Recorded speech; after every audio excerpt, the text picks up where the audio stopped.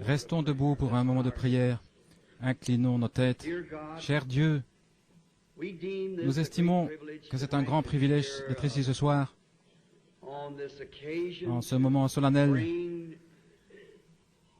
pour apporter un Christ vivant à un monde mourant et une génération qui se meurt.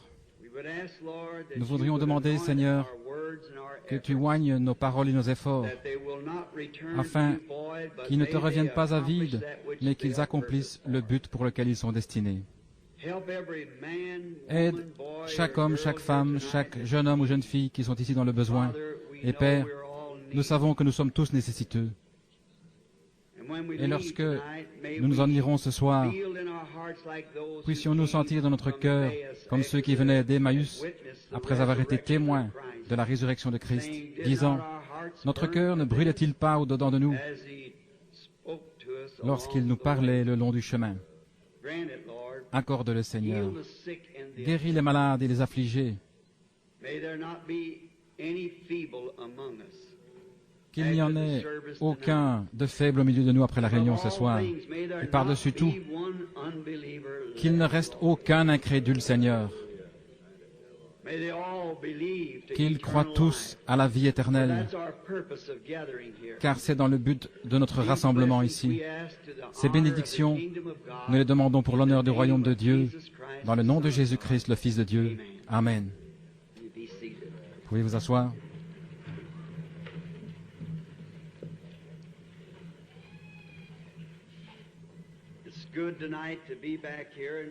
Il est bon de revenir ce soir. Je vois qu'il y en a quelques-uns debout là autour. Et je pense que les lignes téléphoniques sont ouvertes maintenant, avec différentes villes à travers le pays, San Francisco, Tucson, et jusque dans l'Est. Et par le téléphone, nous leur adressons nos salutations. Nous sommes dans la salle ici ce soir, l'auditorium principal est comble, les allées et les murs sont pleines de gens debout. Et nous comprenons que demain soir, nous essaierons d'ouvrir un autre côté ici vers le gymnase et avoir une plus grande salle qui pourra peut-être accueillir 2000 personnes en plus. Ainsi, nous l'espérons pour demain. Car si l'auditoire est rempli ce soir, le premier soir, eh bien, nous croyons qu'il sera plus encore demain soir. Je vois qu'ils ont aussi placé des chaises supplémentaires ce soir. Nous sommes dans une grande expectative. Premièrement, la venue du Seigneur Jésus.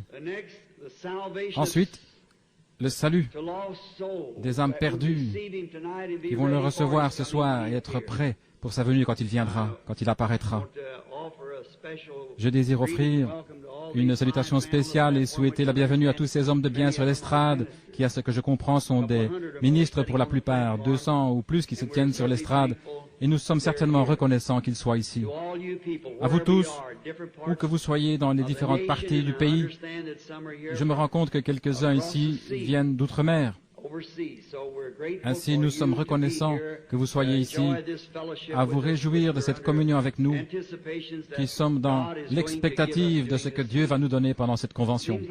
Il semble que, depuis le moment où j'ai pensé revenir pour ces quelques jours de réunion, mon propre cœur était étrangement en alerte par un formidable sentiment que quelque chose est sur le point d'arriver. Je ne sais pas exactement ce que c'est, mais j'espère que c'est une grande révélation de Dieu qui nous préparera et fera de nous de meilleurs citoyens de son royaume alors que nous marchons dans ce monde obscur de péché et d'incrédulité. Ce terrain, ce soir, ce lieu même, représente quelque chose de grand pour moi. Depuis que j'ai su qu'ils allaient construire cet auditoire ici, de l'école, j'ai désiré tenir une réunion à cet endroit. Je suis très reconnaissant au conseil d'administration de l'école et ceux qui l'ont gracieusement accordé. C'était à cet endroit exactement où ce bâtiment se tient ce soir qu'une grande chose est arrivée il y a quelque 30 ans, exactement sur le même terrain. Ce n'était rien d'autre qu'un champ de genêts en ce temps-là. Et je vivais dans une petite maison, juste là derrière, à environ 200 mètres. J'étais fort concerné à l'époque par le salut de mon père et de ma mère, qui sont tous deux partis ce soir. Et ce jour-là spécialement, je m'inquiétais au sujet de mon père. Je me souviens que je dormais sous le porche en ce temps chaud de l'été. Ceci est écrit, je crois, dans la brochure « Jésus-Christ, le même hier, aujourd'hui et pour toujours ». Ou bien, c'était dans la brochure intitulée « Je n'ai pas désobéi à la vision céleste ». Étant couché sous le porche, je fus soudain réveillé et un fardeau est venu sur mon cœur pour mon père. Comme beaucoup d'entre vous ici de la ville connaissiez mon père, je pense que c'était un grand homme, bien que pécheur, mais il avait une mauvaise habitude que j'ai toujours essayé de combattre autant que je l'ai pu, c'est la boisson. Cette nuit-là, il était en train de boire. Je me suis réveillé avec un lourd fardeau pour lui sur mon cœur. J'étais simplement en pyjama. J'ai enfilé mon pantalon tout en gardant ma veste de pyjama. Et je suis allé me promener dans ce champ de genêts, à l'endroit même où se tient ce bâtiment maintenant. Et je me suis agenouillé pour prier pour mon père. Et pendant que je priais et demandais à Dieu de le sauver, et de ne pas le laisser mourir pécheur, car je l'aimais. Pendant que j'étais en prière, je me suis levé pour regarder vers l'est, et j'ai eu une vision. Et juste au-dessus de moi, beaucoup connaissent la vision, se tenait le Seigneur Jésus. Maintenant, je ne suis pas allergique aux illusions, que je sache, mais les visions sont réelles. Et le Seigneur Jésus se tenait là, c'est la première fois que je le voyais dans une vision de ce type. Il était juste environ 3 mètres au-dessus de ma tête. Il se tenait dans les airs et avançait un pied, comme pour faire un pas. Il portait un vêtement blanc, bordé d'une frange sur le côté. Ses cheveux descendaient sur ses épaules. Il ressemblait à un homme dont parle la Bible, d'une 30aine d'années, mais un petit gars d'une constitution mince, très petit. Il semblait qu'il ne pesait pas plus que 65 kilos. Je regardais, je pensais qu'il y avait quelque chose qui n'allait peut-être pas. Ainsi, je me suis frotté les yeux et j'ai regardé de nouveau et il se tenait en quelque sorte de côté, le visage de profil en quelque sorte. Et son regard ressemblait à celui que j'ai toujours vu en vision. C'était comme la tête du Christ d'Hoffmann à 30 ans. C'est la raison pour laquelle j'ai cela dans ma maison, sur ma littérature, partout où je peux la mettre, parce que c'est comme cela qu'elle est la plus ressemblante. Seulement, il paraissait plus petit. Comme je le regardais, je pensais, c'est pas possible que je suis en train de voir mon Seigneur. Je me tenais là, je dirais dans cette position-ci, et peut-être juste exactement en dessous de l'endroit où se trouve cette chaire ici maintenant. C'était quelque part dans les parages, dans un rayon de 35 à 45 mètres, pour autant que je puisse le mesurer de l'endroit où je me tiens ici, ce cercle. Je regardais et il se tenait là. Je me suis mordu le doigt pour savoir si je dormais. Vous savez comment? Il ne semblait pas qu'il pouvait en être ainsi. J'étais jeune dans le Seigneur, alors je prêchais depuis 6 mois environ. Je me suis mordu le doigt. J'ai pris un genêt, je l'ai brisé. Et beaucoup d'entre vous qui vivez dans le pays, vous savez, ces petits cure-dents qui sont dans les genêts. J'ai commencé à mâcher cela et j'ai dit, c'est pas possible, je suis en train de rêver. Voilà ma maison, il y a papa, maman et les enfants. Voilà l'endroit où se trouvait la vieille mare de la maison de briques où je chassais le canard, c'est environ 200 mètres. Et me voilà dans le champ. Il doit donc bien en être ainsi. J'ai donné un coup de pied par terre, j'ai tapé du pied, secoué la tête, je me suis tordu les mains, j'ai regardé de nouveau, encore une fois, et il se tenait toujours là. Et le vent commença à souffler, et je vis les genêts s'agiter, et quand le vent commença à souffler, son vêtement s'agitait. En même temps, comme les vêtements suspendus, un fil qui flotte au vent. Il se tenait là, et je le regardais. Je pensais, si je pouvais simplement jeter un regard sur son visage. Et il regardait vers l'est, juste dans cette direction. Il observait intensément. Et je me suis avancé pour voir son visage de plus près, mais je ne le voyais toujours pas très bien.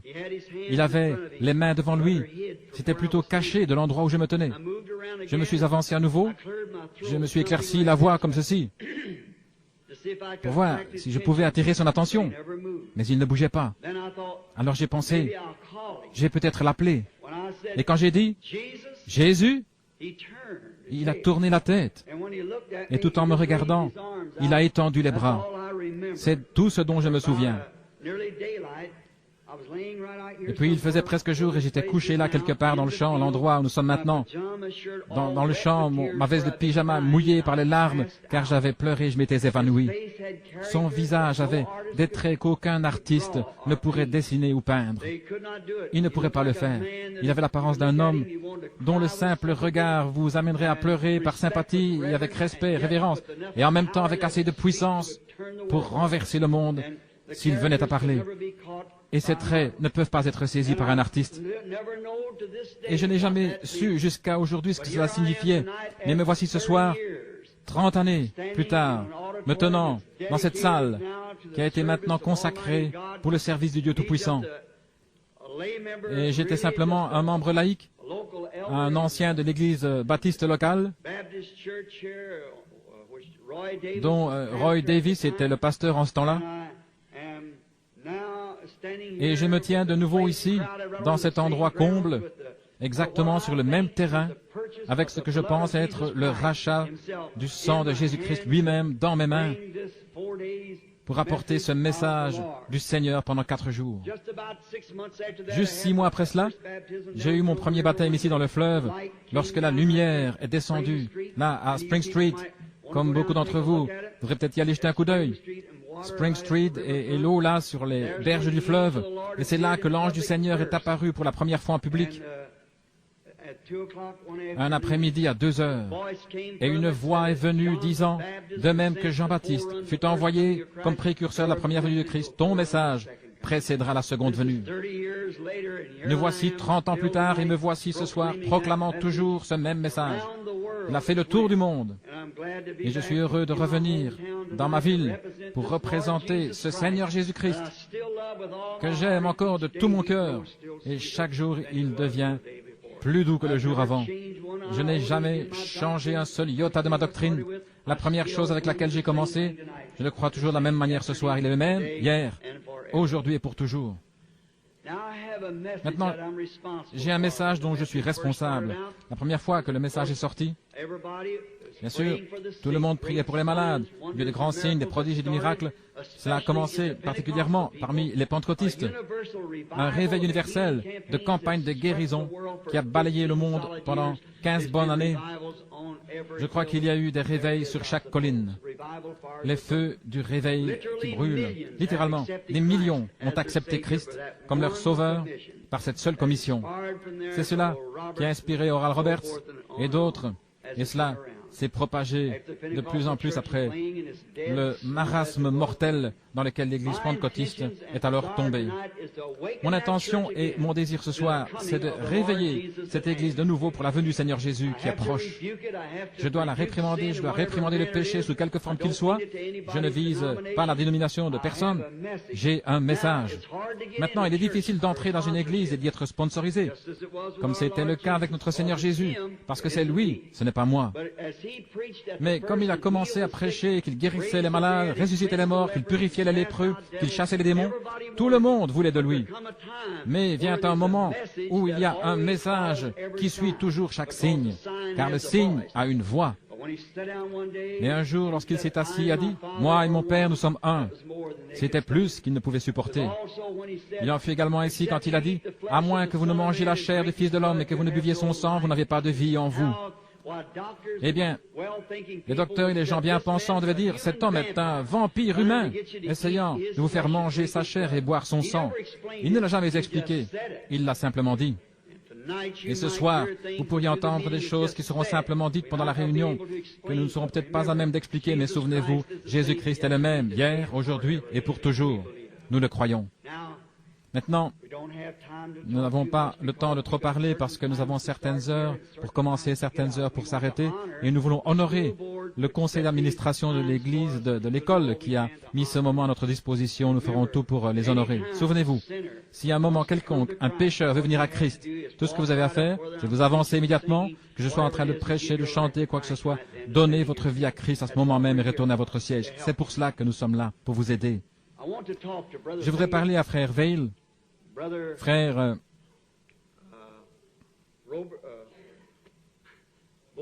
Borders et les frères ici.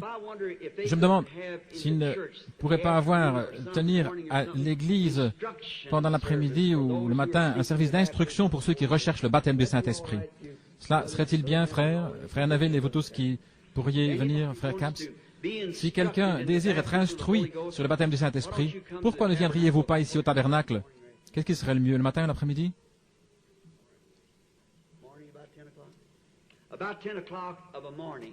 Le matin vers 10 heures. Si vous avez une question sur la doctrine, si vous avez une question sur le message, si on ne s'est jamais occupé de vous personnellement et que vous vouliez qu'on prie pour vous, ou si vous désirez connaître quelque chose de ce genre, pourquoi ne passez-vous pas là à 10 heures du matin pour voir ces hommes? Il y en aura un ou plusieurs d'entre eux là-bas pour instruire, prier pour les malades et répondre aux questions d'une manière personnelle. Venez simplement vers eux et ils seront heureux de vous aider par tous les moyens possibles. Maintenant, juste avant de nous approcher de la parole, nous désirons nous approcher à nouveau de l'auteur de la parole. Vous pourriez trop manger, vous pourriez trop boire, vous pourriez trop rire, vous pourriez trop marcher, mais vous ne prierez jamais trop. Je voudrais que les hommes prient en tout lieu en élevant des mains pures, sans doute ni colère. Prions. Cher Jésus, auteur de la parole de vie, et tu es cette parole. Nous nous approchons solennellement maintenant de toi, après que j'ai expliqué la vision dont tu m'as rendu témoignage qu'elle est véritable. Seigneur Jésus, je prie que tu oignes les paroles ce soir pour l'écoute de chaque oreille qui est sous le son divin. Et s'il y en a ici, ou qui écoutent à travers la nation, qui ne sont pas prêts à cette heure pour répondre au défi de l'heure, le message venant de Dieu, qu'ils se repentent et soient prêts, car le royaume de Dieu s'approche. Nous prions pour qu'il en soit ainsi ce soir avec eux, qu'ils répondent au défi de cette heure. Ô Dieu, je désire prier pour demander de l'aide, connaissant la responsabilité et ce que cela signifie de devoir répondre au jour du jugement de tout ce que j'aurais dit ici et ailleurs. Aide-moi à être entièrement sincère, Seigneur, dans tout ce que je fais ou ce que je dis dans ta parole, afin qu'elle puisse porter du fruit. Car ta commission était que cette parole ne quitte pas ta bouche, mais médite-la jour et nuit, pour que tu prennes garde à faire tout ce qui est écrit dans la loi. Car alors, tu feras réussir tes voies, alors tu prospéreras, tu auras du succès. Ne t'ai-je pas commandé? Fortifie-toi et sois très courageux, car le Seigneur ton Dieu est avec toi partout où tu iras. Seigneur Jésus, accomplis-le ainsi ce soir. Nous te prions dans le nom de Jésus. Amen.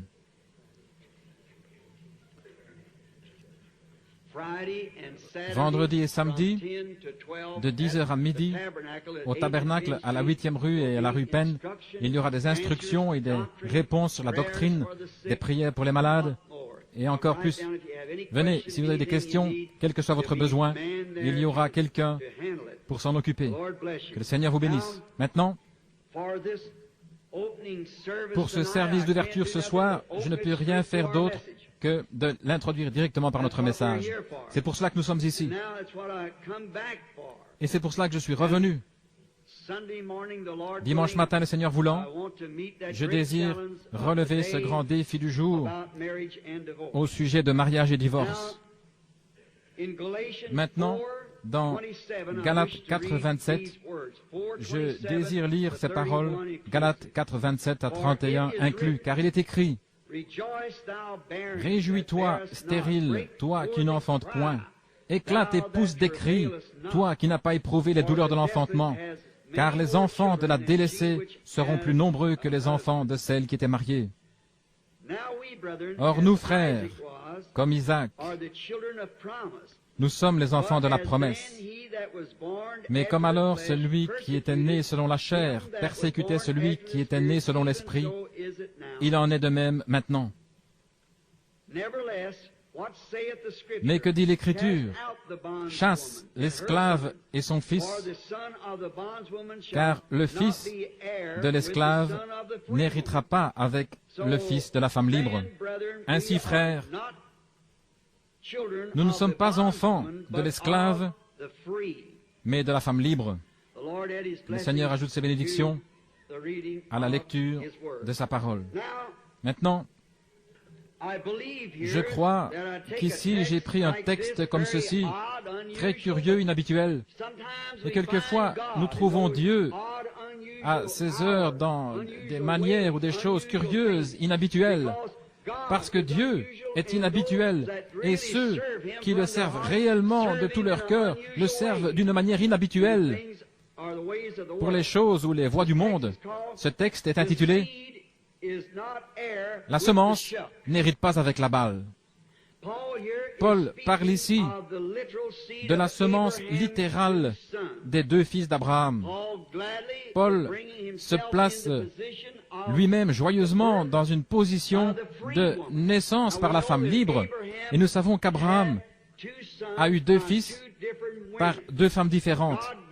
Dieu lui a fait une promesse que par Sarah, il y aurait un fils qui naîtrait et que par ce fils, le monde serait béni. Toutes les nations seraient bénies par ce fils. Et on croit communément, particulièrement parmi les Juifs, que c'était Isaac. Mais non, ce fils promis d'Abraham, c'est Jésus. Et il est de la semence royale promise d'Abraham. Mais Abraham a eu deux fils, l'un par Agar, qui était la servante de sa femme, une jolie et charmante servante égyptienne qu'Abraham avait prise là-bas en Égypte pour en faire la servante de sa femme. Et Sarah, pensant que Dieu ne serait pas capable d'accomplir sa promesse, elle dit à Abraham de prendre sa servante Agar et de se marier avec elle. La polygamie était légale en ces jours-là. Pour avoir l'enfant, que c'était de cette façon que Dieu l'avait prévu, qu'elle ne devait avoir l'enfant que par Agar. Mais nous découvrons qu'il n'en était pas ainsi. Nous comprenons aussi que Dieu est rendu parfait en trois. Dieu est rendu parfait en trois. La grâce est en 5, l'accomplissement est en 7, comme le monde. Dieu est rendu parfait en Père, Fils et Saint-Esprit. C'est la perfection de la divinité. Le tout formant un seul Dieu en trois manifestations de trois attributs d'une seule fonction, ou trois fonctions dans une seule divinité. Maintenant, il y a aussi trois dans la perfection des étapes de la grâce pour l'Église. La justification, la sanctification, le baptême du Saint-Esprit. Cela consiste en la nouvelle naissance, juste le type de la naissance naturelle. Lorsqu'une femme donne naissance à un enfant, la première chose qui vient, c'est l'eau, ensuite le sang, puis la vie. La Bible dit dans 1 Jean 5, 7 ou 7, 5, je crois, il y en a trois qui rendent témoignage dans le ciel, le Père, la parole qui était le Fils et le Saint-Esprit. Ces trois sont un. Et il y en a trois qui rendent témoignage sur la terre, la parole, l'eau, le sang et l'esprit. L'eau, le sang et l'esprit. Ces trois sont d'accord en un. Or, le Père, le Fils et le Saint-Esprit sont un. Vous ne pouvez pas avoir le Père sans avoir le Fils. Vous ne pouvez pas avoir le Fils sans avoir le Saint-Esprit. Mais vous pouvez être justifié sans être sanctifié. Vous pouvez être sanctifié sans être rempli du Saint-Esprit. Nous avons prouvé que c'était dans l'ordre de la nature. Je peux paraître étrange à beaucoup d'entre vous. Je suis sans instruction et je suis sûr que vous avez déjà compris, mais j'enseigne en type, comme le naturel typifie le spirituel. Nous voyons qu'il y en a 3 dans la perfection. Dieu est rendu parfait en 3. Maintenant, et il y a eu la perfection dans la semence d'Abraham, qui fut Ismaël, Isaac, Jésus, Ismaël venant de l'esclave, Isaac venant de la femme libre, tous les deux par le sexe, mais Christ, Jésus, est venu par la Vierge, pas par le sexe. Voici cette semence, une semence, pas des semences au pluriel, mais une seule semence. Les autres n'étaient pas la semence d'Abraham, parce que la semence d'Abraham, c'était sa semence de foi dont Dieu parlait, pas sa semence naturelle. Car après la mort de Sarah, Abraham s'est marié avec une autre femme et a eu 7 fils, sans compter les filles. Ainsi, ce n'était pas les semences d'Abraham, c'était la semence d'Abraham une seule. Et c'était la semence de foi d'Abraham, annonçant la semence royale qui devait venir par la foi d'Abraham. Pas la vie naturelle d'Abraham, mais la vie spirituelle d'Abraham, qui prenait tout ce qui était contraire à la parole de Dieu et le considérait comme n'existant pas, et il croyait Dieu. Contre toute espérance, il croyait dans l'espérance. Voilà la véritable semence dont nous parlons. Ici, cependant, nous avons une image. La semence a commencé, la semence de la promesse a commencé avec un très léger doute de la promesse originale. Voyez-vous comment ça commence en bas? En doutant de la promesse originale. Dieu a promis à Abraham qu'il aurait cet enfant par Sarah. Mais observez maintenant, la première semence d'Abraham est venue par l'intermédiaire de l'esclave parce que Sarah a douté que ceci puisse arriver, parce qu'elle était vieille et avait dépassé l'âge d'avoir des enfants. C'est ainsi que commence l'Église, c'est ainsi que ça commence toujours. Vous commencez, vous partez d'en bas, vous ne partez pas du sommet. Un homme qui essaierait de monter sur une échelle et qui essaierait d'aller d'abord en haut se casserait le cou. Vous devez commencer et construire en montant jusque-là.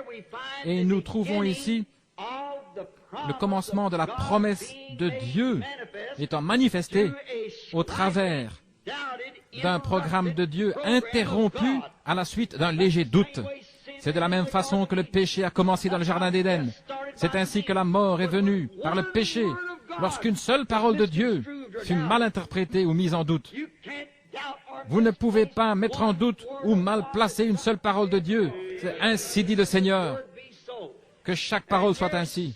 Et ici, Sarah, elle, à qui la promesse, Sarah étant une femme qui est un type de l'Église, a douté du programme original de la parole promise de Dieu et a dit, toi, Abraham, mon mari, prends cette belle servante, vis avec elle et sois un mari pour elle, et Dieu donnera cette semence de la promesse à travers elle et je prendrai l'enfant. Voyez, le fait de contourner juste un petit iota a changé le programme entier. Par conséquent, nous devons prendre chaque parole de Dieu comme étant ainsi dit le Seigneur. Chaque parole de Dieu est vraie. Ici, la semence a commencé par une promesse qui fut légèrement mise en doute.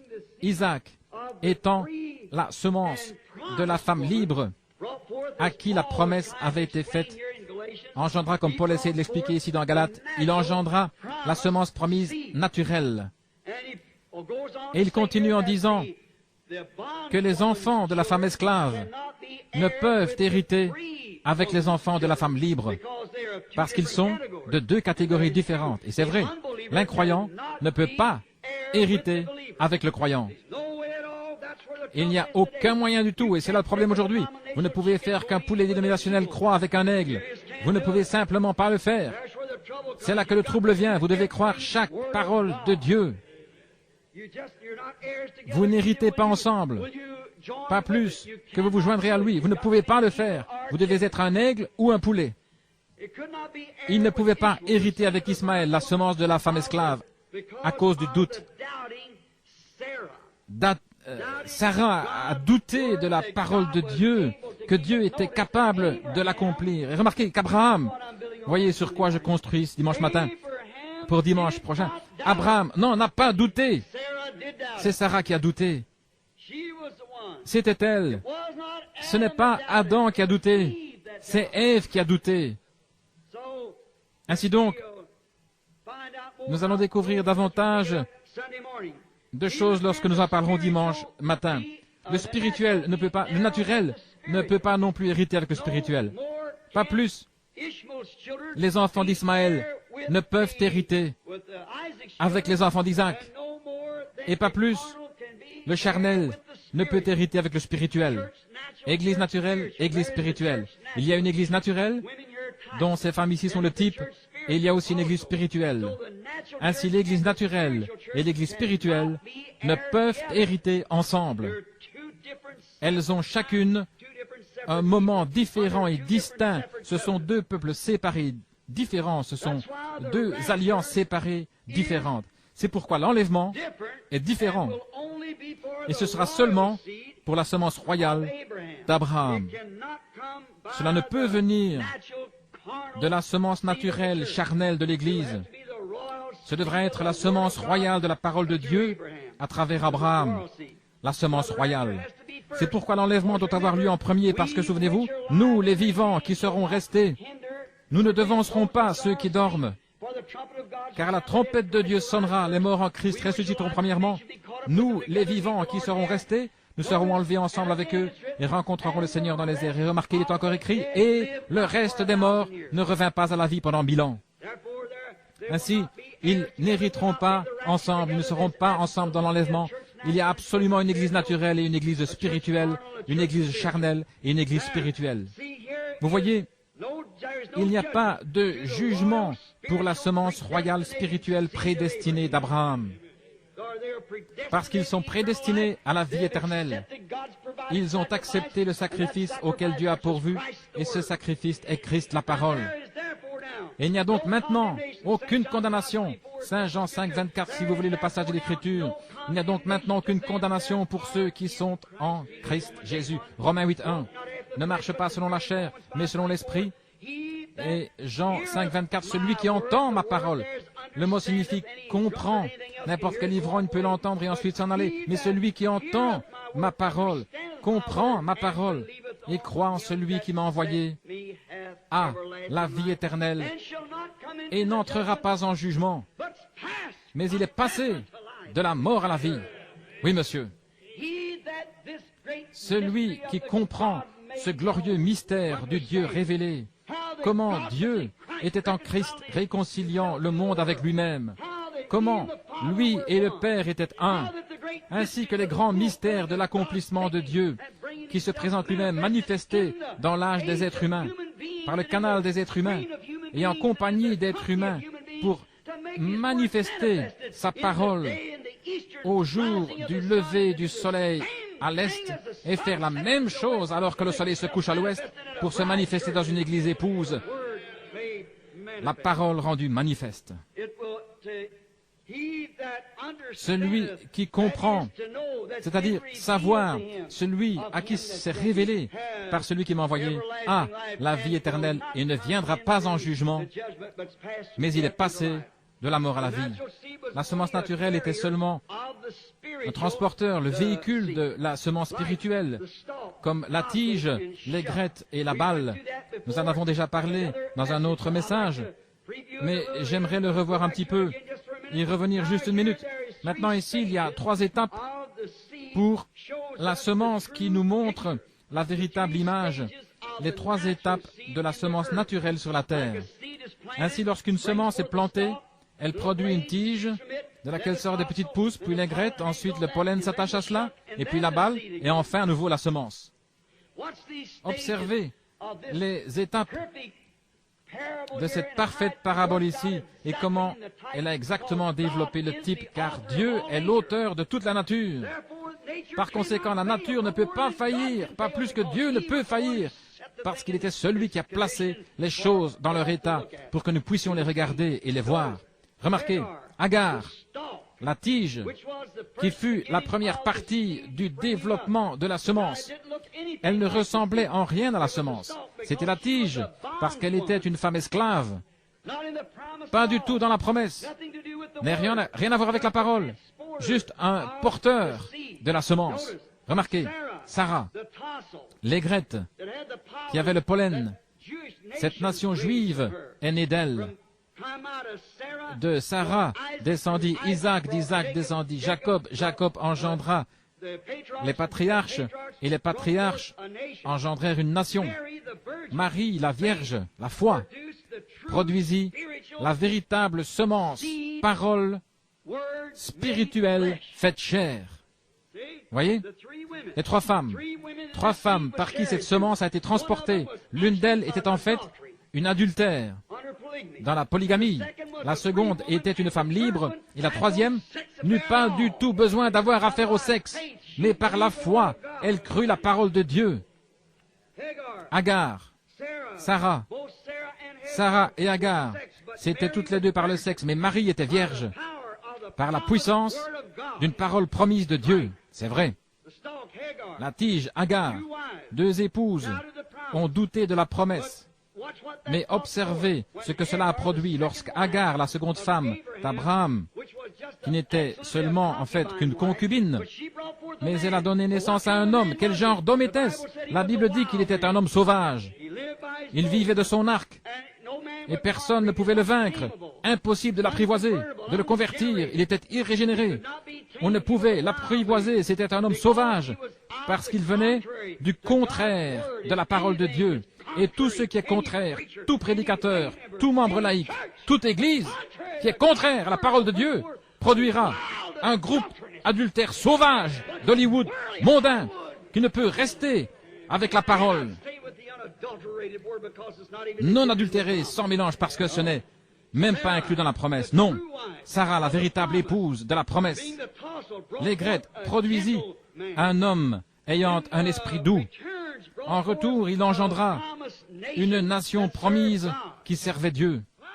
Mais Marie, sans le sexe du tout, mais ayant cru la parole promise, quand elle était vierge, sans connaître d'homme, et l'ange du Seigneur l'a rencontrée, disant, « Je te salue Marie, bénie sois-tu parmi les femmes, car Dieu est avec toi. » Et elle a dit, « Comment ces choses se produiront-elles » L'ange répondit, « Le Saint-Esprit te converira de son ombre. » Il n'en avait jamais été ainsi au cours des âges, mais Marie a cru Dieu.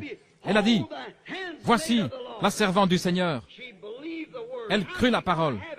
Comment fit-elle pour l'avoir? Elle savait qu'Agar avait eu un bébé par un désir sexuel avec Abraham. Et Sarah a eu un bébé par un désir sexuel avec Abraham. Les enfants de la promesse, l'esclave, la femme libre. Mais ici, il lui est demandé de croire, de contribuer à la foi qui était en Abraham, qui croyait l'impossible. Aussi longtemps que Dieu a dit qu'il en serait ainsi, c'est parfait. Elle crut Dieu, sans poser de questions. Elle a dit, voici la servante du Seigneur. Peu importe combien de critiques je dois subir du monde, mais qu'il me soit fait selon ta parole. Là est venue la semence authentique. Sarah n'avait pas pu le faire parce que c'était par le sexe, c'est vrai. Et Sarah non plus, car c'était le sexe. Pas plus que l'Église qui est dans le sectarisme. Il faut une croyance, une foi vierge dans la parole de Dieu pour faire qu'une promesse produise des enfants. Le sectarisme ne produira jamais une Église née de nouveau. Il ne peut pas le faire. Cela produira un substitut, produira quelque chose qui limite, quelque chose qui essaye de lui ressembler. Mais une Église de Dieu authentique, née de nouveau, croit à la parole de Dieu face à tout, quoi que ce soit, car elle n'est pas adultérée. Alléluia. C'est par la promesse de Dieu que ces choses viennent. Marie, la véritable personne, hors sexe, dit, qu'il me soit fait selon ta parole. Voici ta servante. Et elle produisit. Que produisit-elle? Pas un homme sauvage? Pas une nation? Mais elle produisit la parole. Dieu lui-même manifesté dans la chair. Alléluia. La vraie semence de Dieu qui manifesta chaque promesse que Dieu fit dans la Bible. Sans lui, aucun homme ne peut vivre. Elle était la vraie semence. Elle était au-delà. Elle fut la balle qui produisit le grain. Maintenant, les deux autres furent des porteurs de vie, seulement comme la semence naturelle. Marie, rappelez-vous, j'ai dit que les deux autres, Marie, ne la faites pas Dieu comme des gens essaient de le faire. Elle n'était pas un Dieu. Non, monsieur. Elle fut seulement un porteur de la semence, comme les autres l'ont été. Mais de même que la foi dans la parole fait avancer vers l'image réelle, c'est ainsi que le blé mûrit. Il vient une tige, puis le pollen, puis vient la balle. Mais vous pensez, cette balle, si vous ne faites pas attention, elle ressemble exactement au véritable blé. Mais lorsqu'elle est ouverte, le véritable blé est à l'intérieur. C'est de nouveau seulement un porteur. Ainsi, vous voyez Marie, pas par le sexe, mais par la foi. Quelque chose exactement comme cela. Marie n'était pas cette semence. Marie fut un porteur de la semence. Il était la semence authentique de foi. Parce que la parole de Dieu, c'est par la foi qu'il l'a donnée à Abraham. Et seule la foi peut produire ce que Dieu a dit qu'il ferait, la foi en sa parole. Remarquez, combien plus Marie fut comme la chose réelle. Mais en tant que la balle étreint cette semence en elle-même. Elle la protège et la nourrit jusqu'à ce qu'elle se trouve seule, mûre. Ainsi, ce troisième âge de l'église de Pentecôte a retenu ce grain pour le faire mûrir jusqu'au moment où la balle s'ouvre. Marie, étant la mère de Christ, fut juste un incubateur. Il n'y avait pas de sang de Marie, il n'était pas de sang juif, il n'était pas de sang des nations, il était le sang de Dieu. Dieu a créé ce sang, ce ne pouvait pas être le sexe. Il n'était ni juif ni des nations. Le bébé n'a pas une seule goutte du sang de sa mère, le sang vient du Père. Nous savons que l'hémoglobine est dans le mâle, comme les poulets. Ils peuvent avoir un œuf, une poule peut pondre un œuf, mais si elle n'est pas alliée avec l'oiseau mâle, le coq, il n'éclora jamais. Il est non fertile, bien qu'il ressemble exactement à un véritable œuf fertile. Chaque élément paraît le même, mais il n'a pas de vie en lui. Il en est de même avec les gens qui confessent Christ. Beaucoup d'entre eux ressemblent à des chrétiens, essayent d'agir comme des chrétiens, mais vous devez avoir Christ à l'intérieur de vous, ce qui est la parole manifestée. Sinon, cela ne mûrira jamais jusqu'à devenir un vrai chrétien croyant en la Bible. Ce sera toujours quelque chose de dénominationnel.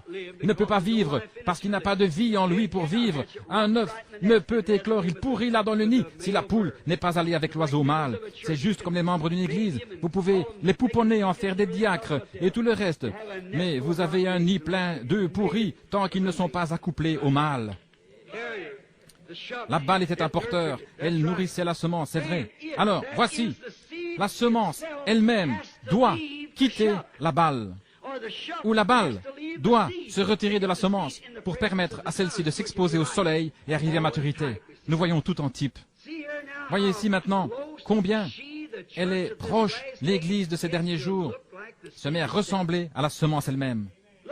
Regardez comme cette dénomination de Pentecôte qui s'est levée dans les derniers jours, nous l'expliquerons un peu plus tard, comment ils arrivent presque à ressembler exactement à la semence. Lorsque la balle est sortie du brin d'herbe du froment, après que le pollen soit tombé là, dans la seconde étape, et produit la troisième étape qui est la balle, et si vous n'êtes pas un observateur réellement attentif, vous ne serez jamais en mesure de dire si c'est le vrai grain de blé là-dedans. Quand ce premier petit grain arrive, il ressemble à un grain, mais cueillez-le, ouvrez-le, et vous découvrez qu'il n'y a pas de grain là du tout. C'est simplement la balle, un porteur du grain. Le grain provient de cela. Mais souvenez-vous, il n'y a plus rien après cette balle. Souvenez-vous, il n'y a plus nulle part de semence promise à travers une femme après Marie. Il n'y a plus de dénomination promise après la Pentecôte. C'est l'épouse destinée à l'enlèvement qui sort de la semence, la parole manifestée de nouveau. Remarquez, voyez combien cela paraît proche. Matthieu dit, Saint Matthieu 24 a dit, que les deux esprits dans les derniers jours, l'esprit de l'Église, des gens d'Église, et l'esprit de l'épouse, des gens de l'épouse, seraient si proches au point de séduire les élus même, si c'était possible. C'est proche à ce point-là. Regardez comment cela vient de la tige. Remarquez maintenant, nous allons typifier quelque chose ici. Luther, dans l'âge de l'Église, produisant la semence épouse, était le même en esprit, juste un petit grain de semence sur lequel Luther s'est tenu. C'était la justification par la foi. Il était le type même d'Agar. la tige. Remarquez, Wesley fut le type de Sarah. Philadelphie, l'âge de l'amour, qui apporta l'aigrette. Dans l'âge de Wesley, il y eut plus de missionnaires que nous n'avons dans aucun autre âge. Le temps de John Wesley fut le grand âge missionnaire. Mais la Pentecôte représente Marie. Marie, la dernière étape. Or, elle n'était pas la semence. Cependant, la vie de la semence était en elle. Mais elle n'était pas encore arrivée à maturité. Oh, je me sens très religieux. Elle n'était pas encore arrivée à maturité. Elle était là, mais elle n'était pas arrivée à maturité. Ainsi en est-il avec notre âge pentecôtiste dans lequel nous vivons. Il doit arriver une parole de Dieu qui est non dénominationnelle, en dehors du domaine de cette dénomination. Luther s'est arrêté sur la première parole, le juste vivra par la foi. Wesley eut deux paroles, la sanctification. La seconde œuvre de grâce, bien déterminée, la Pentecôte eut la troisième parole, la restauration des dons. Mais la semence entière doit venir. Voyez comment, avec une seule parole, ils ont fait une dénomination, avec une autre parole et une autre parole.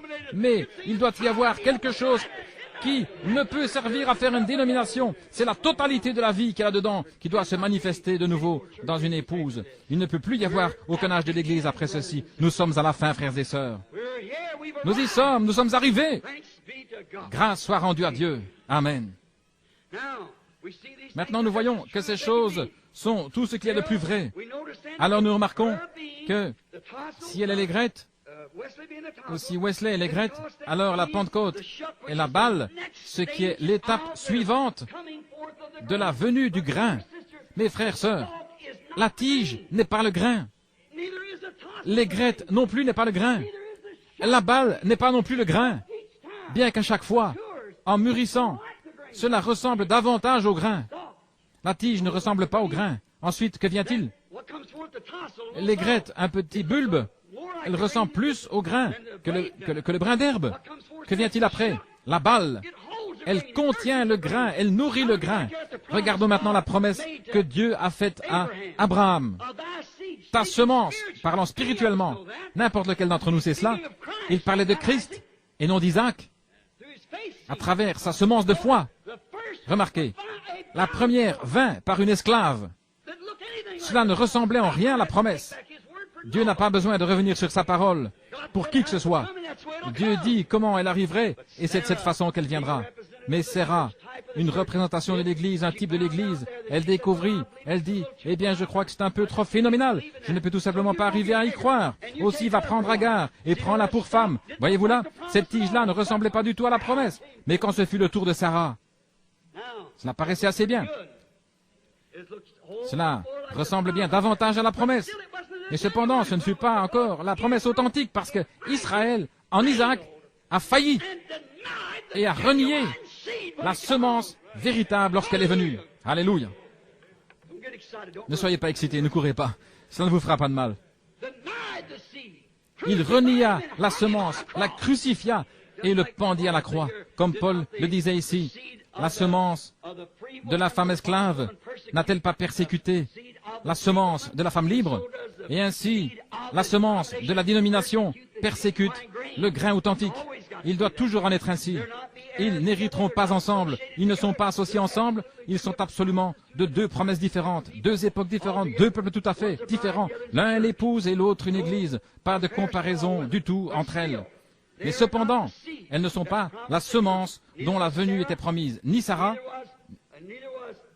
ni Agar, ni Sarah, ni Marie ne furent la semence. Marie n'était pas la semence, elle était un porteur, un véhicule de la semence. Elle l'avait nourri, elle l'avait produit depuis son sein, exactement comme la balle produit la vraie semence de son sein. Mais la balle n'est pas la semence. Elle est tout près de la semence, elle est bien serrée autour de la semence. Pour en revenir à la tige, la vie se diffuse tout le long de la tige, et quand vient le pollen, elle se concentre, mais lorsque vient la balle, elle est exactement comme si c'était la semence. Et sa forme est à peu près comme la semence. Jésus nous a dit que ce qui arriverait dans les derniers jours, que ce serait si près au point de séduire les élus eux-mêmes si c'était possible. Mais alors la semence provient de là, et la balle, la vie quitte la balle, et la balle est un porteur, et c'est exactement ce qu'ont été nos dénominations des porteurs. Luther, Wesley, les pentecôtistes. Et maintenant, c'est le moment pour la semence d'apparaître. Remarquez, Marie n'était pas la semence. La balle, l'aigrette et la tige n'étaient que des porteurs d'une partie de la parole. Pas toute la parole. Luther eut la justification, Wesley eut la sanctification, les pentecôtistes eurent la restauration des dons. Mais lorsque la parole vint, or il pouvait produire cela, cette justification qui sauve un homme. Croyez cela? Certainement, c'est un porteur de la parole. De même que je crois que la tige est une partie du blé, certainement. Mais c'est un porteur. Elle n'est pas la vie. Ensuite est venue la sanctification. Combien croient la sanctification? Si vous croyez la Bible, vous devez y croire, certainement. Ainsi, ce n'est quand même pas. C'est un peu plus, 2 mots de plus. Mais alors, vient la Pentecôte, la restauration des dons, le parler en langue. Ils l'ont appelé l'évidence initiale du Saint-Esprit. Et là, ils l'appellent cela l'évidence initiale. Qui a produit quoi? La balle. Mais ils en ont fait une dénomination. Mais quand vous commencez à dire, moi et mon Père, nous sommes un et ces autres choses, alors la balle se retire de cela. Mais la véritable Église épouse, authentique, produira l'entière parole de Dieu dans sa plénitude et sa force. Car il est le même, hier, aujourd'hui et pour toujours. Notez que dans le sein de Marie, il y avait la semence. Mais lorsque la semence fut mise au monde, elle a dit, je viens pour faire la volonté de celui qui m'a envoyé. Moi et mon Père, nous sommes un. Si je ne fais pas ces œuvres, ne me croyez pas. Voilà la semence. Lequel d'entre vous peut m'accuser d'incrédulité? Ce que la Bible avait promis que je ferais, je l'ai fait. Dieu l'a confirmé à travers moi, dit-il. Qui peut me dire maintenant? La semence. Mais la semence en Marie, la balle était près d'être cela, mais elle ne l'était pas. C'était toujours en son sein. Remarquez, dans l'âge pentecôtiste, à travers l'âge luthérien, à travers l'âge wesleyen, il y eut la même chose à travers cet âge pentecôtiste. Maintenant, remarquez, mais à l'ouverture des 7 sceaux, Apocalypse 10, la parole entière doit naître en manifestation à nouveau et confirmée par l'Esprit de Dieu dans toute sa force, comme elle le fut quand elle était ici sur la terre, manifestée de la même manière, faisant les mêmes choses qu'elle fit lorsqu'elle était ici sur la terre. Amen. Hébreux 13:8 dit que Jésus-Christ est le même, hier, aujourd'hui et pour toujours. Dans Saint Luc 17:30, Jésus dit, dans les derniers jours, comme il en était au jour de Sodome, de même le Fils de l'homme se révélera de nouveau. La même chose. Le monde est dans une condition sodomite et l'Église est entrée avec lui dans Sodome, comme l'ont fait Lot et sa femme. Et je dis qu'il y a une Église élue quelque part dans ce monde qui s'est retirée de ces choses et qui se tient à l'écart. Et la manifestation de Dieu a attiré son attention.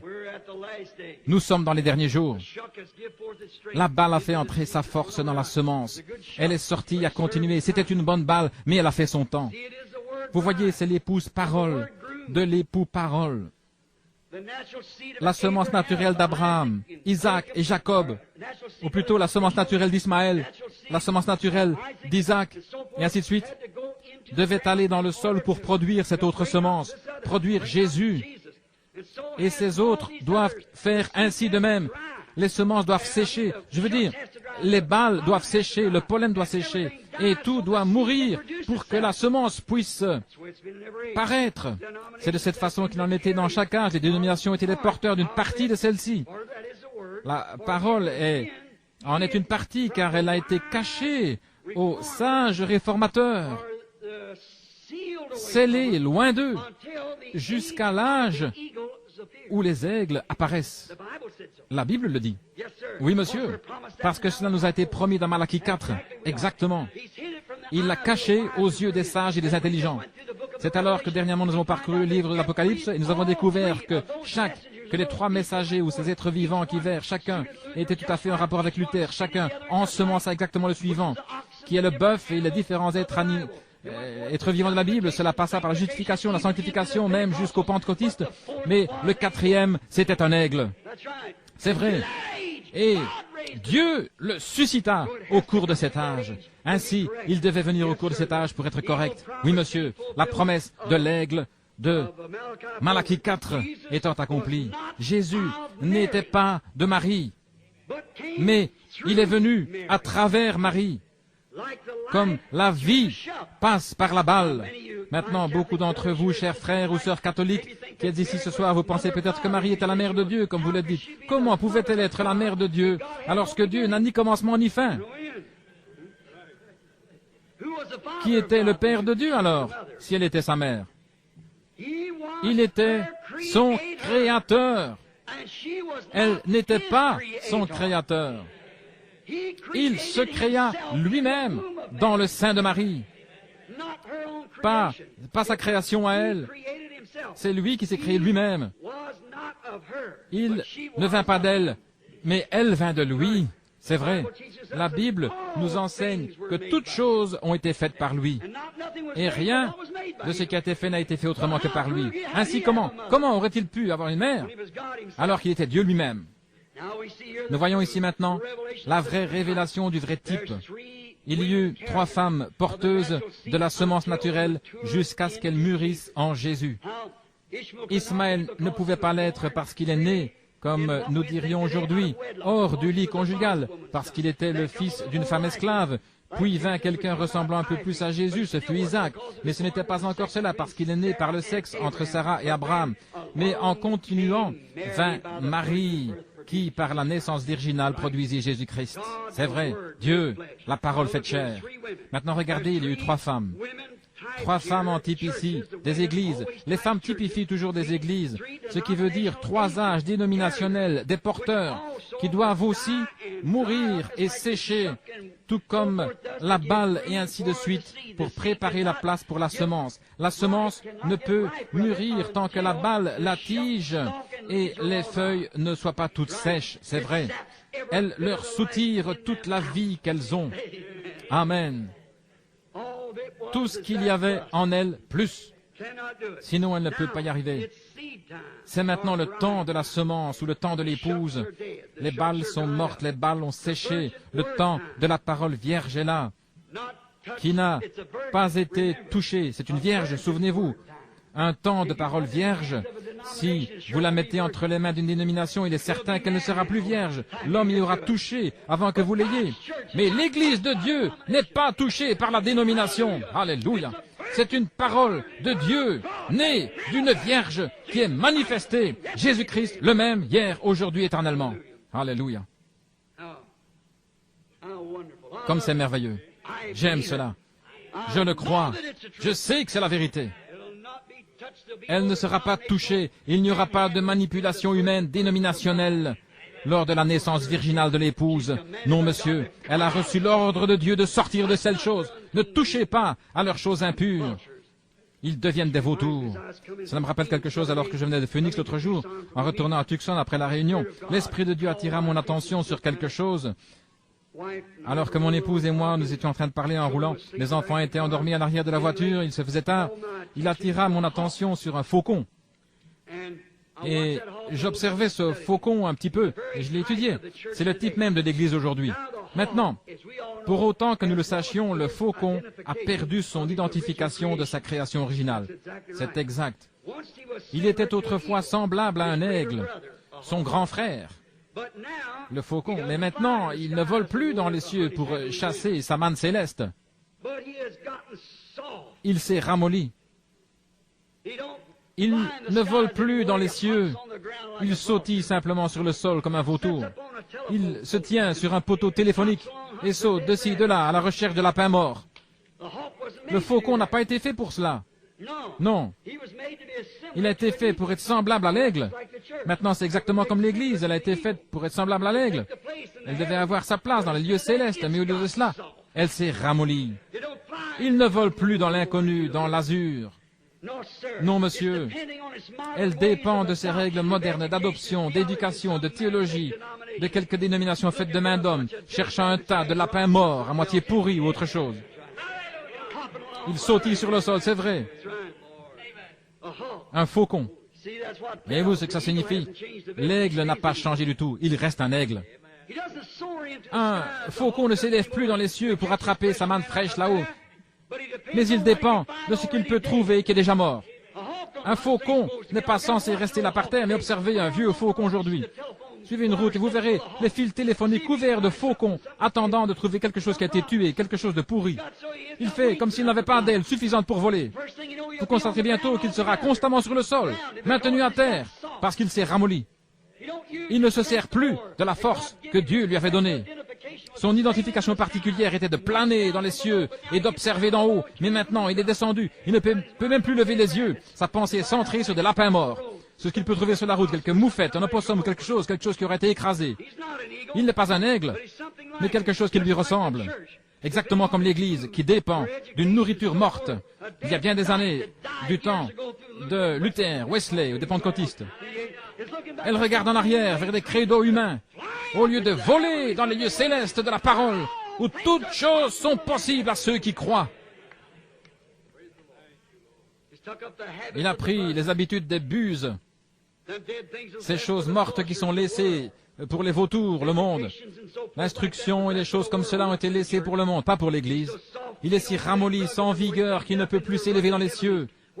Céleste, aride, où toutes choses sont possibles à ceux qui croient. Il reste assis, dit, eh bien, Dr. Hunt, elle a dit que ma dénomination ne le croit pas de cette manière-là. Oh, vous, espèce de faucon perverti.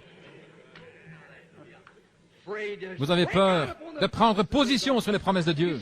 Vous dites, eh bien, le temps des miracles est passé. Vous êtes mou. Vous avez peur d'utiliser vos ailes et de voler là. Êtes-vous devenu trop mou pour une réunion de prière? Êtes-vous arrivé au point d'avoir peur de rester plus de 10 minutes à l'hôtel? Vous sautiez comme un vautour qui mange de la charogne morte sur le sol. Oui, monsieur, le faucon est trop mou pour pouvoir encore supporter ce qui est aride. Il saute comme un vautour et mange de la nourriture de vautour. Voilà ce que c'est vrai. Au point qu'il commence à ressembler à un vautour, il agit comme un vautour. Il n'a plus rien d'un faucon. Il est plus un vautour qu'un faucon. Un faucon est censé planer, non pas se tenir sur un poteau téléphonique et guetter un lapin mort pour ensuite aller là-bas, sauter de ci, de là sur la route, comme un vautour. C'est à peu près la façon de l'Église aujourd'hui. À quoi bon monter là-haut et voler alentour alors que je peux avoir des lapins ici? Mais ils sont morts, ils sont pourris, ils sont contaminés. Autrefois, ils étaient bons. Ainsi en est-il de la doctrine des luthériens, de Wesley, des pentecôtistes. Pourquoi mangez-vous comme un vautour? Il y avait de la manne fraîche qui tombait des cieux chaque nuit pour les enfants d'Israël. Lorsqu'ils voyageaient, tout ce qui était laissé était contaminé. Nous avions l'habitude de dire dans notre endroit, c'est plein de vermine. Il y a trop de vermine dans les expériences aujourd'hui. Nos religions sont basées sur ce que quelqu'un d'autre a dit. Quelqu'un d'autre a dit. Et que la promesse est pour un autre âge. Un homme est venu me voir il n'y a pas longtemps, un prédicateur baptiste, il est venu chez moi pour me dire, vous savez, je vais simplement vous corriger sur quelque chose. Je lui ai dit sur quoi? Il a dit, vous essayez d'enseigner que dans cet âge-ci, une doctrine apostolique, l'âge apostolique est terminé. J'ai dit quand? Je vous dirai lorsqu'il a commencé et vous me direz lorsqu'il s'est arrêté. Vous croyez la parole? Il a dit oui. Je dis très bien. Maintenant, vous croyez que l'âge apostolique a commencé le jour de la Pentecôte? Il a dit oui. Je dis, alors celui qui parlait, l'apôtre Pierre, il a dit ces paroles. Et souvenez-vous, Jésus a dit, celui qui en retranchera un mot ou il ajoutera une parole, sa part sera retranchée du livre de vie. C'est pour un prédicateur ou quiconque a son nom dans le livre. J'ai dit, Pierre a dit, repentez-vous chacun d'entre vous et soyez baptisés dans le nom de Jésus-Christ pour la rémission des péchés et vous recevrez le don du Saint-Esprit. Car la promesse est pour vous et pour vos enfants, pour ceux qui sont au loin, aussi grand nombre que le Seigneur Dieu les appellera. Alors, quand est-ce que ça s'est terminé? Nous y sommes encore. C'est une bande de faucons qui se sont transformés en buses et sautillent autour d'une carcasse morte qu'un autre âge a tué pour eux. C'est vrai. Plus de la manne fraîche qui vient des cieux. Ils n'en veulent pas. Ils ne peuvent pas avoir de réunion de prière. Ils ne sont pas des aigles pour commencer. Mous, pas vigoureux. Ils sautillent simplement là aux alentours.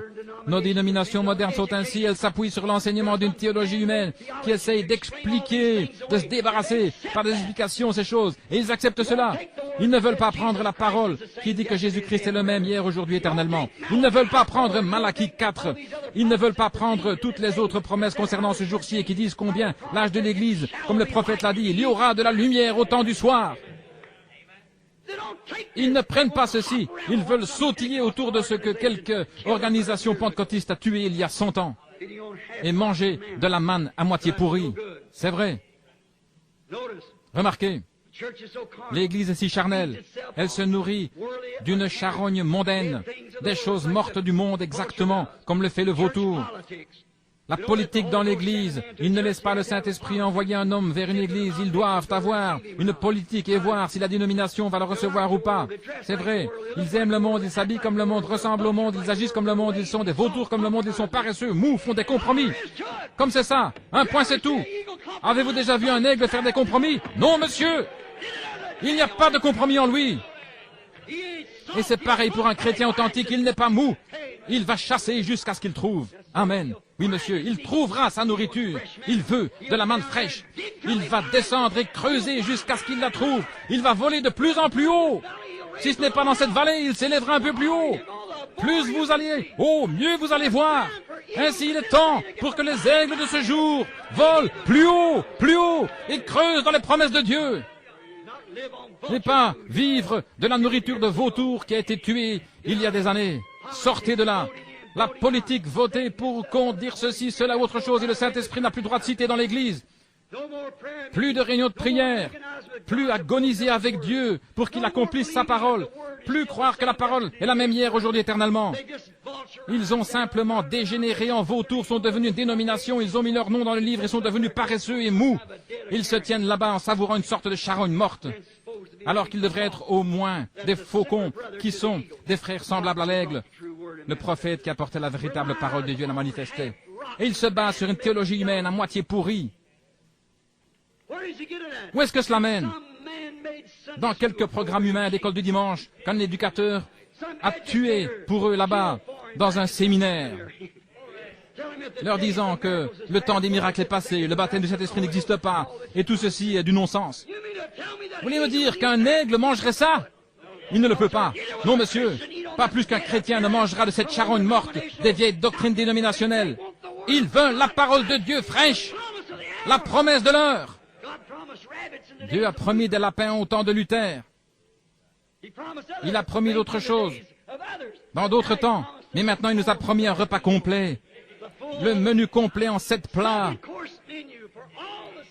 Avec tous les 7 seaux ouverts et tout prêt pour la parole de Dieu. Pour ceux qui peuvent recevoir. Alléluia.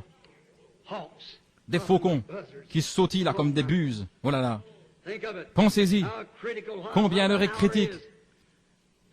Autant le faucon a perdu depuis longtemps son identification de faucon, de même l'Église a perdu depuis longtemps son identification de petit frère de l'aigle, le prophète de Dieu, autrefois porteur d'une vraie parole, la justification, puis il devint porteur de la sanctification, puis il devint porteur du baptême, du Saint-Esprit, la restauration des dons.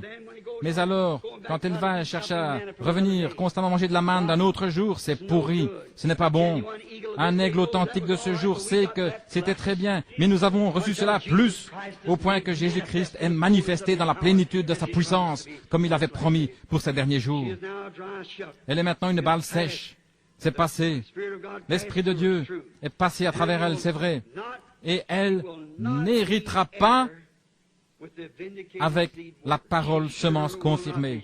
Elle n'héritera certainement pas, elle ne sera pas dans l'enlèvement, elle sera un membre d'église, elle pourra venir dans la seconde résurrection et sera jugée selon ce qu'elle aura entendu. Si vous êtes ici ce soir juste un membre d'église, quel sera votre jugement quand nous devrons tous nous tenir là et témoigner que vous avez entendu la vérité?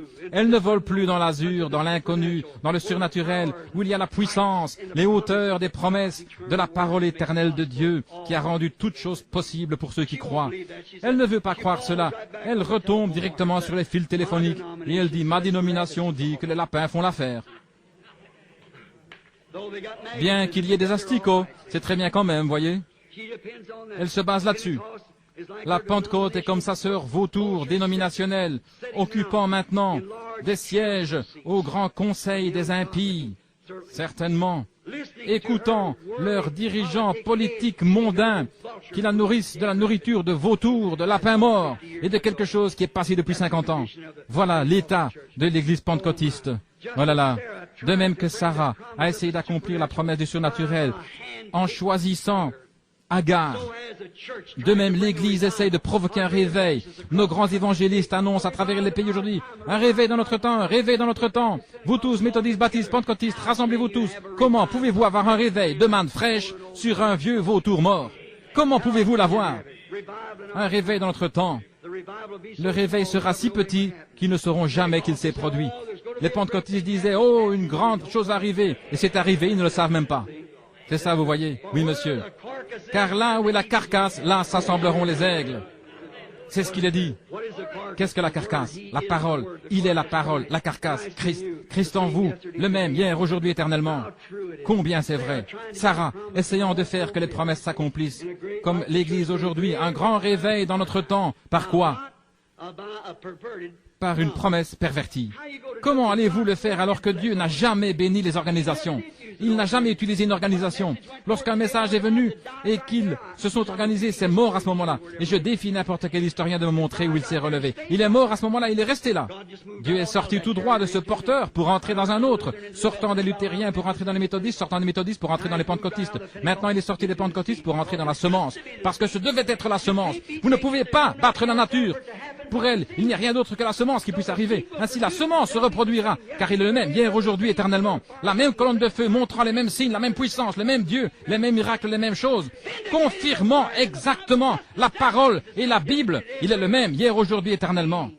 Il nous conduit ce soir. Oh Dieu, aide-nous à le voir et à le croire, certainement.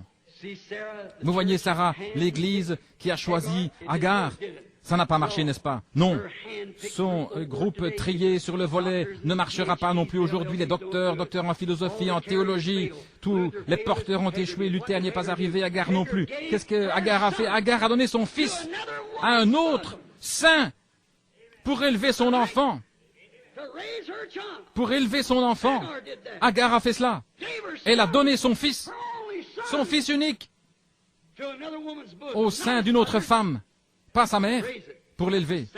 C'est la même chose que fit Luther, lorsqu'il a donné son fils, la justification, à une dénomination, pour qu'elle en fasse ce qu'elle veut, exactement, pour l'élever. Wesley a échoué de la même manière que Sarah, doutant que la naissance surnaturelle était le baptême du Saint-Esprit, comme Sarah le fit sous le chêne. Quand Wesley fut introduit au surnaturel, lorsque vint l'âge pentecôtiste et que Wesley fit connaissance du parler en langue, tous ceux-ci, ils en rirent et s'en moquèrent. Vous tous, Église de Christ, soi-disant, et vous baptistes et presbytériens, chacun d'entre vous, vous avez fait un pied de nez et vous en êtes détourné. C'est vrai. Qu'avez-vous fait? Wesley, vous avez vendu votre enfant à une organisation. Et il est mort. C'est exactement vrai. Mais la parole, la vraie parole, a continué sa marche. Elle n'est pas restée dans cette organisation. Elle se déplaça dans la Pentecôte et prit avec elle quelques éléments de plus. C'était un fils plus mûr, comme la semence qui tomba dans le sein. Après un certain temps, la colonne vertébrale se forma, puis il y eut des poumons, une tête, des pieds. Ensuite, après un certain temps, le moment de la naissance est arrivé, c'est vrai. Ainsi, c'est comme cela que l'Église a mûri de la même manière. Wesley a douté, exactement comme le fit Sarah sous l'arbre. Elle a dit, lorsque l'ange du Seigneur, un homme habillé comme un ange, Dieu c'était lui-même Elohim, habillé comme un homme qui se tenait là avec de la poussière sur ses vêtements et qui leur donna la promesse, alors que Sarah avait 90 ans et Abraham 100 ans. Et Sarah, elle rit sous cape et elle a dit, comment cela pourrait-il alors que Abraham et moi, eh bien, comme les jeunes, nous n'avons plus eu de relation depuis des années. Et elle avait presque 100 ans, elle dit, et moi avoir du plaisir avec mon Seigneur alors que je suis vieille et lui aussi. Et son courant de vie est mort et mon sein est desséché, ma poitrine n'est plus, les veines lactifères ont disparu. Comment pourrais-je la voir? Mais Dieu a dit, je l'ai promis, il viendra de toute façon. Wesley fait de même. Comment pouvons-nous accepter ces parler en langue, la guérison divine et ces choses? Ce n'est pas pour nous en ce jour. Dieu a dit, j'ai promis que dans les derniers jours, je répandrai mon esprit sur toute chair. Il a promis de le faire. Et il est allé de l'avant et il l'a fait de toute manière. Et l'église wesleyenne, avec toutes ses petites sœurs, sont même paulènes, baptistes, presbytériennes, l'église de Christ nazaréen, pèlerins de la sainteté, les frères unis, et d'autres encore, moururent avec elle. Et l'église continua d'avancer. Maintenant, que fit la Pentecôte? Elle s'est organisée, juste comme la balle. Elle a fait la même chose. Elle s'est organisée, elle s'est mise elle-même au rang de la balle, c'est vrai. La Pentecôte fut comme Marie. Regardez comment fit Marie à la fête de la Pentecôte. Qu'est-ce que Marie a fait de faux? Une fois au cours de la fête de la Pentecôte, elle fut confrontée à un groupe de dignitaires, de prêtres, Quand son fils, elle ne pouvait le trouver nulle part. Elle dut revenir sur ses pas après 3 jours de marche. Elle avait quitté comme l'église moderne d'aujourd'hui. L'église l'a quitté depuis environ 3 fois 25, depuis 50, 75 ans. Elle le laissa à la fête de la Pentecôte. Marie revint avec Joseph et ils le cherchèrent pendant 3 jours. Elle l'avait cherché sans pouvoir le trouver. Mais finalement, elle le trouva. Où l'a-t-elle trouvé? Elle l'a trouvé dans le temple, discutant de la parole de Dieu avec les prêtres. Et juste devant ces prêtres, ces dignitaires. Alléluia. Marie laissa tomber le rideau. Elle fit exactement ce qu'elle n'aurait pas dû faire. L'appeler Dieu, la mère de Dieu. Une mère devrait avoir plus de sagesse que son fils. Et elle dit, « Ton père et moi t'avons cherché nuit et jour avec larmes. » Ton père et moi, prétendant que la naissance n'était pas surnaturelle, que Joseph était le père de Jésus.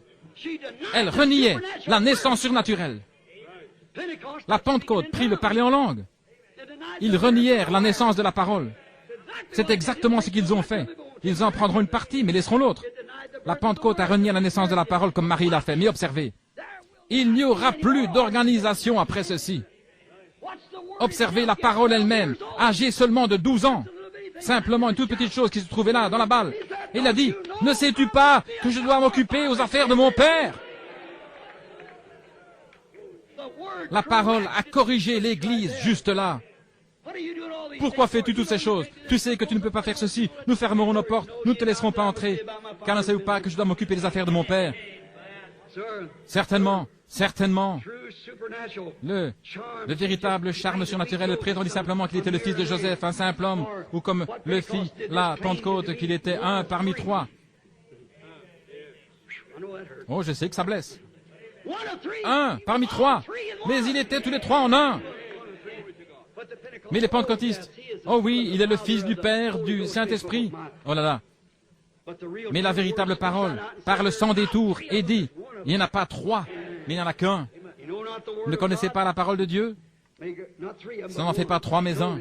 Remarquez, il n'y aura plus de porteurs, d'églises mères, de dénominations, après cette balle porteuse, parce qu'après la balle, il n'y a plus, à ce moment-là, il ne reste plus rien que le grain. Est-ce vrai, il faut que ce soit le grain, ça doit être la même sorte que ce qui est entré dans le sol. Jésus-Christ, le même, hier, aujourd'hui, éternellement. Un esprit vient sur l'épouse pour faire les mêmes choses qu'il a faites. Voyez, c'est la nouvelle reproduction du grain. La parole, même jeune, a parlé pour elle-même. Et tu ne sais pas que je dois m'occuper des affaires de mon Père? Voilà le secret du message. Exactement. Les affaires du Père. Que sont les affaires du Père? Pourriez-vous penser à ce qu'étaient les affaires du Père pour lui? Accomplir ce qu'Ésaïe avait dit, une vierge concevra. Accomplir Ésaïe encore, le boiteux bondira comme un cerf. Et toutes ces choses qui devaient se produire, comme dit Moïse, le Seigneur votre Dieu suscitera parmi vous un prophète comme moi. C'était les affaires du Père d'accomplir cette parole-là. Eh bien, si cela est arrivé au travers des tiges de cette femme naturelle, qu'en est-il des tiges de ces femmes églises spirituelles? Les églises représentent des femmes, ou plutôt les femmes représentent des églises, n'est-ce pas? Alors, qu'est-ce que c'est maintenant? Nous devons nous occuper des affaires du Père. Crierait le froment, le grain. Oui, monsieur, qu'est-ce que ça doit faire? Confirmer. Malachie 4. Confirmer. Luc 17, 30. Confirmer. Hébreux 13, 8. Confirmer. Jean 14, 12. Confirmer la totalité de sa parole. Confirmer Hébreux. Je veux dire, Apocalypse chapitre 10. L'ouverture des 7 sceaux. Et les mystères de Dieu. Même jusqu'à la semence du serpent. Et que tout serait manifesté. Mariage et divorce. Et tous ces autres mystères qui avaient été cachés sous les piliers pendant toutes ces années aux théologiens et ainsi de suite. Mais maintenant, c'est l'heure. Voilà les affaires du Père. Vous pensez qu'ils le recevraient? Ils veulent être revêtus de dignité et disent, notre dénomination n'enseigne pas cela. Mais la Bible le fait. C'est vrai, Dieu prouve que c'est vrai. Assurément, c'est cela. Accomplissant cet âge dans lequel les 7 sceaux prouvent simplement que les dénominations ont juste été des porteurs. C'est un autre aspect des affaires du Père. Prouvé. Et les affaires du Père maintenant, c'est de vous montrer que ces dénominations ne sont pas siennes. Ce sont des systèmes humains qui renient la parole. C'est vrai. Remarquez, vous dites, quoi, Marie, la grande Vierge, à la croix, il ne l'a jamais appelée mère. Il l'a appelée femme, un porteur, pas une mère. C'est vrai, elle fut le porteur de la parole, mais elle n'était pas la parole. Il était la parole. Oh oui, notez aussi, elle ne fut pas identifiée avec lui dans la résurrection. Il est mort et ressuscité parce qu'il était la parole. Elle fut juste un porteur. Elle mourut et est toujours dans la tombe. C'est vrai. Ainsi, elle fut juste un porteur, pas sa mère, pas Dieu. Elle fut juste un porteur comme sont les églises, c'est vrai. Cela montre qu'elle fut simplement un porteur par la parole. Terminons en disant ceci. Oh, faucons pentecôtistes, en train de sauter de ci, de là comme des vautours, prenant part au monde comme le fait le reste d'entre eux, ayant une forme de piété, suffisamment pour séduire les élus même si c'était possible, mais reniant ce qui en fait la force, comme le prophète le dit ici, un parfait exemple de ce que la parole de Dieu prédit dans les derniers jours, une église de l'âge de Laodicée, nue, aveugle, misérable, pauvre, malheureuse, et ne le sachant pas, prétendant qu'elle est grande et riche, n'ayant besoin de rien, et ne sachant pas qu'elle a été changée d'un faucon, un frère semblable au prophète pour préserver l'intégrité de la parole de Dieu, elle a été changée en vautour, nourrissant ces gens de lapins ecclésiastiques morts. C'est exactement la vérité. Réveillez-vous! Oh là là! Comment pouvez-vous attendre à être identifié ou héritier avec les aigles quand il y a de telles choses dans cette grande heure où l'enlèvement est proche? Ô chrétiens, ô croyants, si vous avez été un croyant partiel, continuez à assister aux réunions pour quelque temps, voulez-vous. Je crois que nous avons quelque chose ici, que le Seigneur désire vous faire connaître. Il est tard, je ne peux pas aller plus loin, je dois m'arrêter, peut-être finir demain soir. Mais regardez, inclinons la tête juste un moment.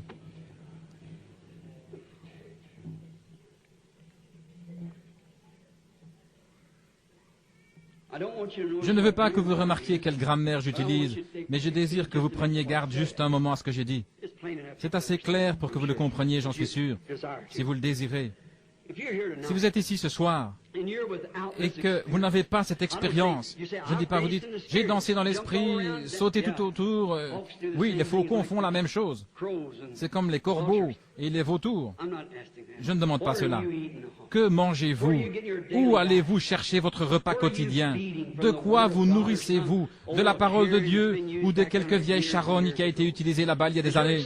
Votre expérience est-elle faite ce soir de quelque chose que vous avez pris il y a plusieurs années? Ou bien est-ce frais et nouveau ce soir, une nouvelle manne qui vient juste de tomber du ciel dont vous nourrissez votre âme en attendant demain pour quelque chose de bon et de meilleur? Si vous n'êtes pas ainsi maintenant, levez la main, les yeux fermés. Pas vers moi, mais vers Dieu. Voulez-vous lever la main en témoignage et dites, « Oh Dieu, conditionne mon âme et mon esprit pour que je puisse me nourrir uniquement de la parole de Dieu. » Voudriez-vous simplement lever la main et dire, « Que Dieu vous bénisse, que Dieu vous bénisse. » Je ne sais pas exactement combien de personnes ici. Je ne sais pas bien évaluer, mais je dirais que 1/3 ou plus ont levé la main, voulant que leur âme soit conditionnée. Souvenons-nous, dans la prière maintenant, alors que nous courbons la tête, « Cher Dieu, je suis seulement responsable de dire la parole. » Et par ces simples petites paraboles, des petits types, les gens voient que l'un n'héritera pas avec l'autre. Et nous savons que dans les derniers jours, il va y avoir des gens qui vont être enlevés dans les cieux. Et certains d'entre eux seront ici quand Jésus viendra. Et nous nous attendons à ce qu'il vienne, même ce soir. Et je pense qu'il y a 30 ans, à peu près 30 ou 33 ans, j'étais agenouillé ici peut-être à ce moment de la nuit, aux alentours de 9h30 ou 10h, priant pour un père qui était perdu. Ce soir, Seigneur, je prie pour de nombreux pères, de nombreuses mères, des frères et des sœurs. Ne ferais-tu pas miséricorde du bien-aimé? Il est maintenant trop tard pour mon père de faire quelque chose à ce sujet. Il est passé au-delà des frontières de cette vie. Et bientôt, Seigneur, nous passerons tous par ce chemin. Je dois moi aussi emprunter ce chemin. Chaque homme, chaque femme, jeune homme ou jeune fille ici doit emprunter ce chemin.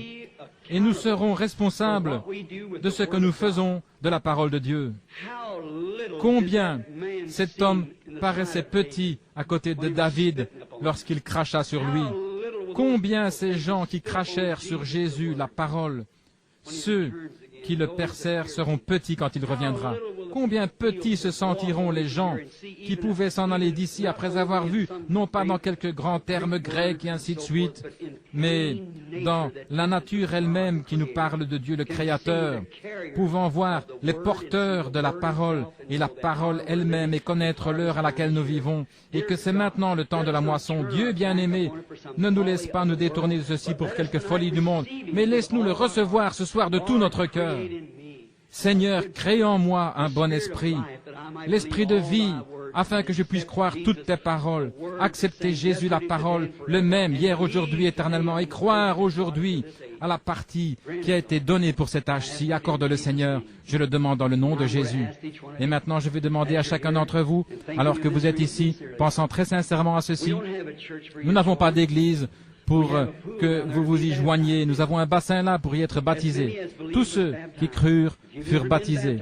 Si vous n'avez jamais été baptisé maintenant du baptême chrétien, ceci ne veut pas dire asperger ou faire couler de l'eau, ça veut dire par immersion, non pas dans un titre de Père, Fils, Saint-Esprit, mais dans le nom du Seigneur Jésus-Christ, comme l'Église entière fut baptisée, jusqu'à ce que l'Église catholique introduisit en 303 trois dieux et trois formes de baptême dans des titres trinitaires. Si vous n'avez pas encore eu cela, venez demain matin à 10 heures. Il y a des vêtements, des robes, tout ce qu'il faut qui vous attendent là-bas. Ne voulez-vous pas venir vous joindre à Jésus-Christ?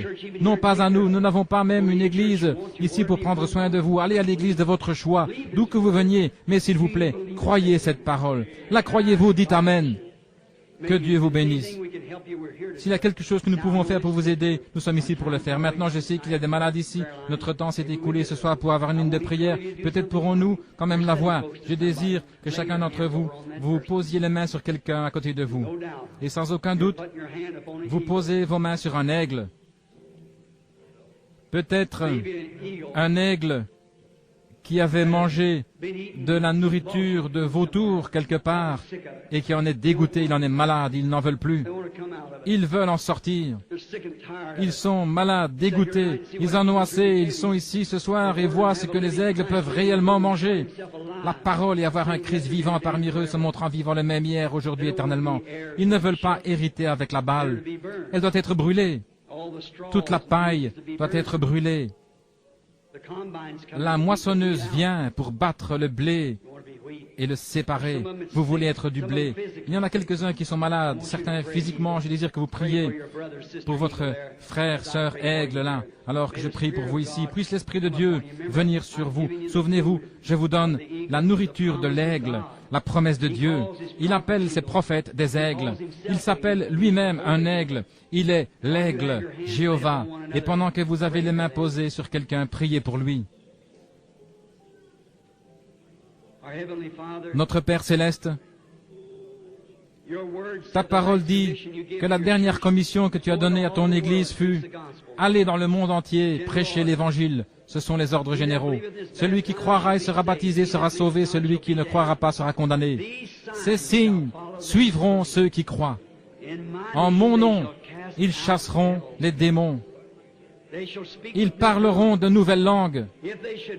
S'ils boivent quelques breuvages mortels, il ne leur fera aucun mal. S'ils saisissent des serpents, ils ne leur feront point de mal. Et s'ils imposent les mains aux malades, ceux-ci seront guéris. Ô aigle Jéhovah, nourris tes petits ce soir avec cette parole, Seigneur. Ils en ont besoin. C'est le repas dont ils ont besoin. C'est ce dont ils ont besoin, connaître ce qu'est la nourriture, ce qu'est le ainsi dit le Seigneur. Tu as promis que s'ils imposaient les mains les uns aux autres, qu'ils seraient guéris. Ô Seigneur Dieu, enlève maintenant de nous tout doute et toute pensée de vautour. Nous nous nourrissons solennellement de la nourriture de l'aigle, de la parole de Dieu. Que tout esprit impur qui est dans ces gens, tout esprit de doute, tout esprit de crainte, toute prétention dénominationnelle, toute habitude, toute maladie, toute affection parmi le peuple, que cela parte dans le nom de Jésus-Christ, que cela sorte de ce groupe de gens, qu'ils puissent être libres à partir de cette heure, afin qu'ils soient capables de manger de la nourriture d'aigle que nous croyons que tu vas nous envoyer au cours de cette semaine. Seigneur, brisant ces sceaux et nous montrant ces mystères qui ont été cachés depuis la fondation du monde, comme tu l'as promis. Ils sont à toi, Père, dans le nom de Jésus-Christ. Amen. Tous ceux qui croient et accepte. Levez-vous et dites, je crois, j'accepte cela. Ce que Dieu m'a promis, je le reçois. Que le Seigneur vous bénisse. C'est merveilleux. Tout le monde est debout. Chantons-lui cet hymne maintenant. Je l'aime, parce qu'il m'a aimé le premier. Tous ensemble maintenant.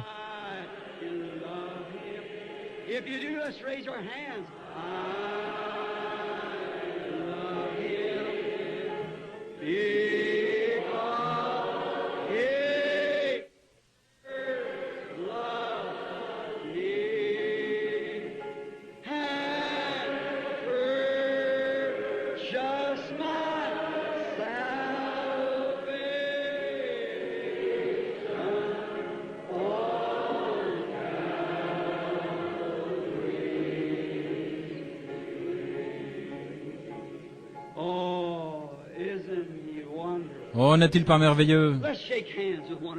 Serrons-nous la main les uns les autres. Frères, règle. Tournez-vous simplement alors que nous le chantons.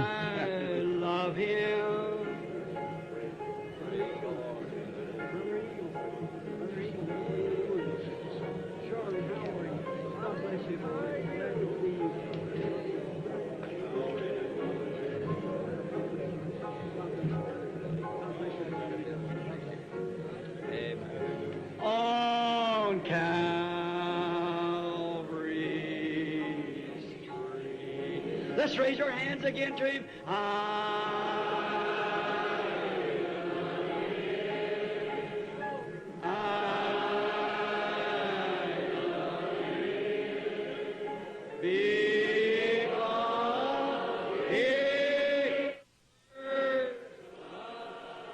And He made the eagle.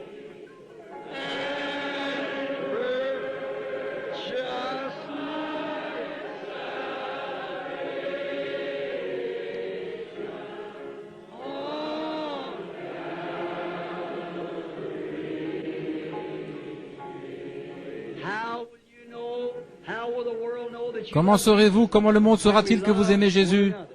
Parce que nous nous aimons les uns les autres. C'est ainsi que le monde... Vous voyez, Dieu voit votre foi, le monde voit vos actions. Aimez-vous les uns les autres, soyez aimables les uns avec les autres, parlez l'un de l'autre avec patience et toute instruction supplémentaire que nous pouvons donner concernant le baptême, la recherche du Saint-Esprit. Nous n'avons pas suffisamment de salles ici pour faire cela, vous comprenez. L'appel à l'autel. Si Dieu vous a convaincu que ceci est vrai, que Jésus-Christ est le même hier, aujourd'hui, éternellement, et que vous désirez vous joindre à lui, allez, soyez baptisés demain dans son nom. Il y aura là-bas des hommes pour vous instruire. Nous ferons tout ce que nous pourrons pour vous aider.